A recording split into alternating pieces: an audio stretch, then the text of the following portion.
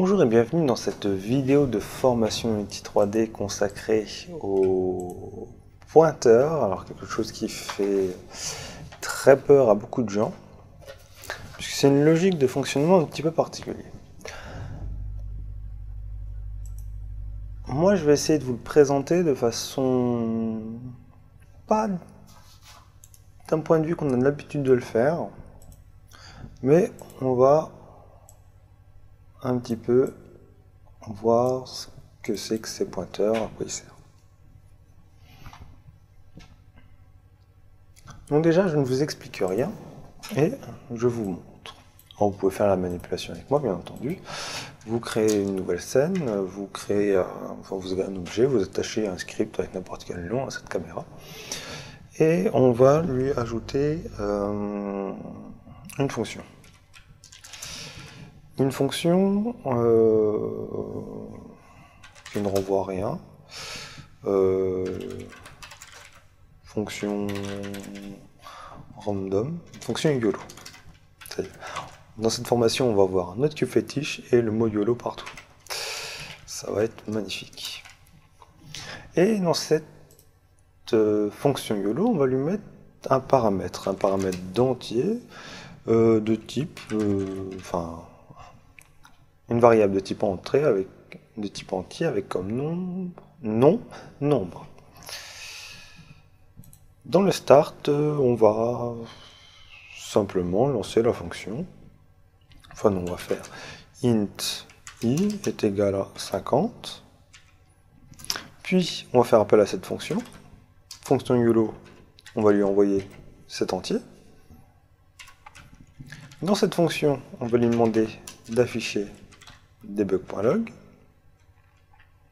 et d'afficher le nombre.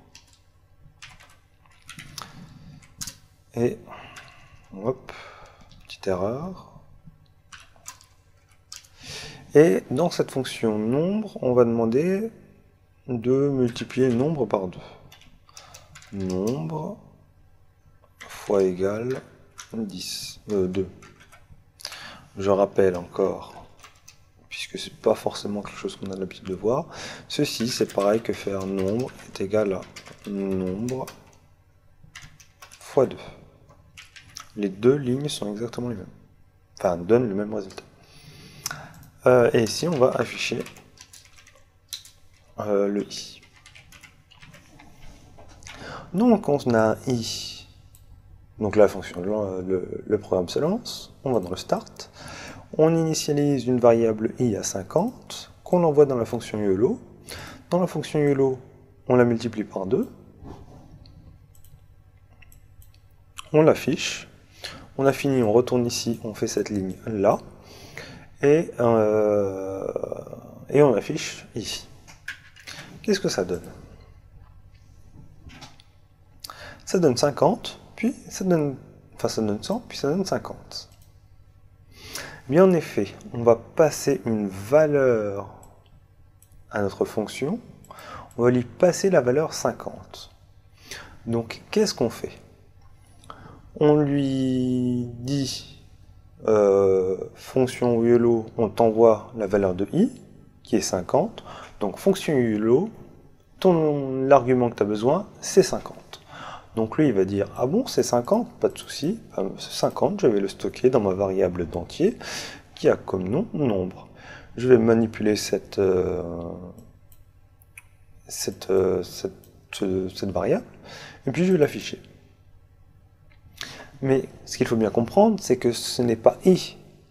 Il a pris la valeur de i et il travaille à partir de cette valeur qu'il a stockée dans une variable pour qu'on puisse manipuler cette valeur, pour qu'on puisse, entre guillemets, la matérialiser. Maintenant, ça peut se poser un problème. Admettons qu'on ait besoin de modifier spécifiquement la valeur i. Que les choses que l'on fait dans cette fonction, eh bien, ce soit répercuté sur le i plus haut. Eh bien, pour cela, on va avoir besoin de travailler par référence. C'est-à-dire que, au lieu d'envoyer la valeur de i, on va lui indiquer l'endroit où se trouve i. Ainsi, il ne va plus travailler, on va ne plus lui dire, bon ben écoute, la valeur, tu vas travailler avec la valeur 50, on va lui dire, tu vas travailler avec la variable i qui se situe à cet endroit, dans la RAM. Et il va travailler à partir de cette valeur. Pour cela, on va utiliser un mot un petit peu particulier, c'est le petit mot-clé ref. Donc un argument, ça va être ref, int, nombre. Grosso modo, référence, on demande une référence. On prend qui prend la référence d'une variable qui est de type entier, qui a pour nom nombre. Si je fais ça, qu'est-ce qui se passe? Il y a une erreur. Puisqu'on a besoin aussi de le dire dans l'appel de la fonction, on a besoin aussi de mettre ref. Maintenant, lançons. Et là, ça vaut 100 et 100. Il va prendre la valeur, enfin prendre i, il va dire je t'envoie l'adresse de i dans la mémoire, et puis lui il va dire bon bah d'accord, je vais travailler avec la référence, donc l'endroit où se situe i, je le mets dans nombre, et grosso modo les modifications que je fais à nombre, je le fais à i, puisque je modifie le même emplacement de mémoire, c'est-à-dire que i et nombre, ils ont le même emplacement de mémoire, donc si je modifie l'un, je modifie forcément l'autre. Peut-être que vous avez du mal à saisir cette chose, donc je vais vous expliquer un petit peu la différence. C'est surtout si, par exemple, vous avez fait du C++ ou vous avez une petite étoile qui fait les pointeurs et vous avez du mal. Notre fonction, elle peut avoir différentes manières. Maintenant, on va transformer cette fonction YOLO en fonction architecte. Bon, je ne sais pas comment s'écrit architecte. Et on va faire une autre fonction, void fonction ouvrier. Dans l'une, on va pas mettre de référence. Et dans l'autre, on va en mettre une. Donc ici, hop, ref, int, nombre.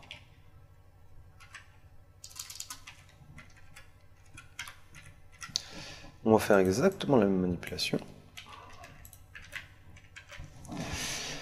Alors, cette histoire de pointeur, puisqu'on envoie la référence, c'est une façon de faire un pointeur. Vous pourriez vous demander pourquoi est-ce qu'on fait ça, à quoi ça sert et quand utiliser les pointeurs. Ça va être très simple. Ça peut être compliqué pour ceux qui sont déjà butés là-dessus, mais ça va être très simple. Ici, j'ai une fonction architecte et une fonction ouvrier. On va partir du principe que vous avez ici une variable, une maison. Vous avez une maison qui vaut 50. Voilà, c'est une maison, et puis 50, ça définit quelque chose. Imaginez que 50, ça veut dire que, je sais pas, moi, il y a du papier peint rose, et puis qu'il y a un éléphant sur le toit. Vous avez envie de mettre une véranda dehors, mais vous avez envie de faire une belle véranda, quelque chose de beau. Pour cela, vous allez faire appel à un architecte. Et à cet architecte, ben, vous allez lui dire, bon ben voilà, je t'envoie ma maison, donc les plans de la maison, et puis ben, c'est les valeurs de la maison, c'est le plan. Puis vous lui dites, ben, faites-moi des propositions. Donc du coup, nous, notre architecte, il va faire des opérations là-dessus, il va dire bah, la maison, alors je la voudrais bien comme ça, moi je pèterai ce mur là, je ferai comme ça, je poserai un petit peu de verre ici, un petit peu de plexi ici, ce sera moins cher, voilà. Et il va ici afficher le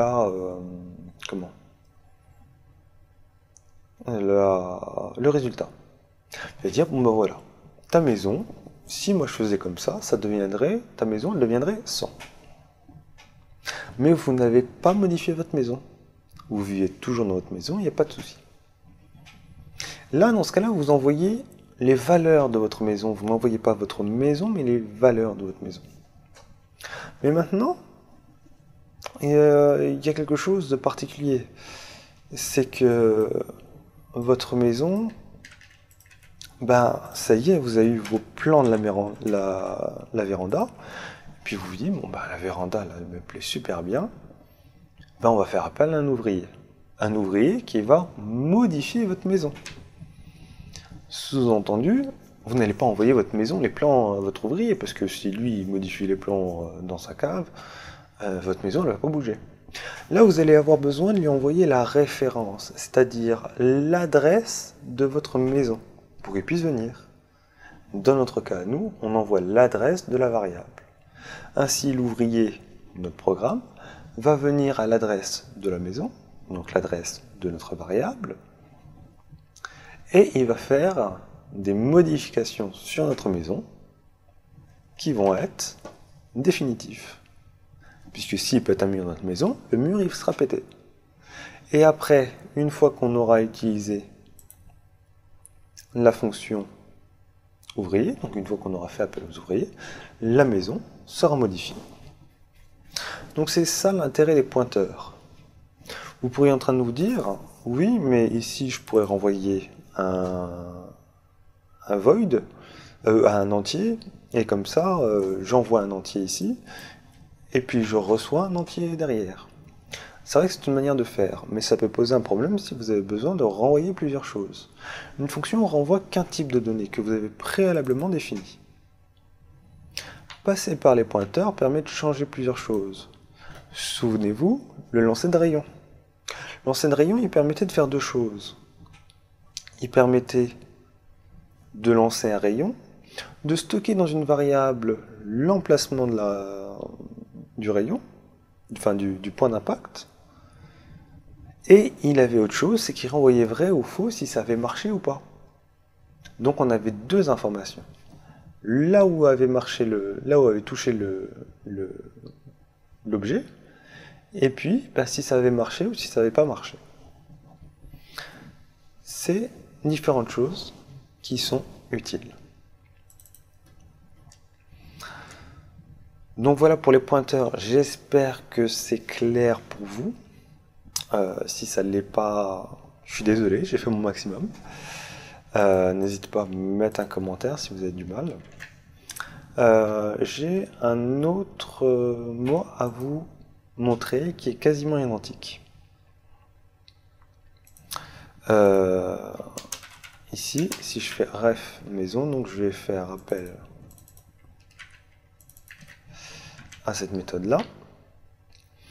Mais admettons que je n'ai pas initialisé ma maison. Si je fais avec un ref, ça ne va pas aller, puisque envoyer la référence d'une variable via ref, ça a besoin que la variable soit initialisée, qu'elle ait une valeur. Si vous avez une variable qui n'est pas initialisée, c'était le cas lors de notre lancer de rayon. Dans notre lancer de rayon, on avait créé une variable it, mais cette variable, elle ne contenait rien au moment du lancer de rayon. Pour cela, on va faire appel à un autre mot-clé. On va changer un ref, on va mettre out. Son comportement est strictement le même. Je vais enlever les debugs dans les fonctions. J'ai une maison. Elle n'existe pas. Je vais à cette fonction ouvrier, je vais faire appel à un ouvrier. Mettons que donc on a fait appel à la fonction architecte qui nous a dessiné le plan de notre maison qui n'existe pas. Je fais ensuite appel aux ouvriers qui vont construire votre maison. Ça va être une petite maison qui vaut 2. Dans le debug log, une fois qu'on est sorti de la fonction, on affiche l'état de la maison. Je lance, ça compile et ça se lance, et ça m'affiche. Je ne sais pas pourquoi, dans le C#, il y a deux mots-clés, ref et out, suivant qu'on utilise une variable qui est initialisée ou non. Sachant que pour ceux qui ont fait du C ou du C++, c'est une étoile, nous. Pour ça. Maintenant, on avait des variables de type... Enfin bon, c'était compliqué. Mais grosso modo, nous, c'était ça pour avoir un pointeur. C++. C'était une étoile. Enfin, un astérix. Donc voilà, vous connaissez un petit peu le système des pointeurs. Alors maintenant, est-ce que c'est très utilisé? J'aurais tendance à dire plutôt oui. Sachant que le C# n'a pas été fait pour qu'on utilise les pointeurs à outrance, mais les lancers de rayons, par exemple, vous allez l'utiliser régulièrement, et dedans, il y a un pointeur. Je vous avais, dans la vidéo sur les lancers de rayons, dit faites comme ça, ne vous en préoccupez pas, mais je vous ai promis en début de formation qu'on s'occupe un petit peu en fond de ce qu'on fait, et qu'on ne reste pas passif. Là, vous en savez maintenant sur les pointeurs. Vous pouvez le mettre en application. Souvent, ça va être comme ça. Ainsi, ça va renvoyer vrai ou faux si ça a marché. Et ici, vous allez pouvoir modifier la variable. Bon, c'est à vous de faire votre sauce, si vous en avez besoin, si vous n'en avez pas besoin. Je vous ai donné cet outil qui est, à mes yeux, très simple, mais qui pose beaucoup de soucis à beaucoup de monde, pour une raison que j'ai du mal. Mais j'espère que ça vous a aidé. Je me rends compte que la moitié de la vidéo, ça a été du blabla. Donc je vais couper court, et puis je vous retrouve dans la vidéo suivante, dans laquelle on va s'intéresser à comment sauvegarder une variable, comment sauvegarder une variable, une valeur, lorsque l'on quitte un jeu. Puisqu'on l'a vu, pour l'instant, à chaque fois qu'on lance le jeu, on remet l'état à 0, et nous on va changer ça dans la vidéo suivante. A tout de suite.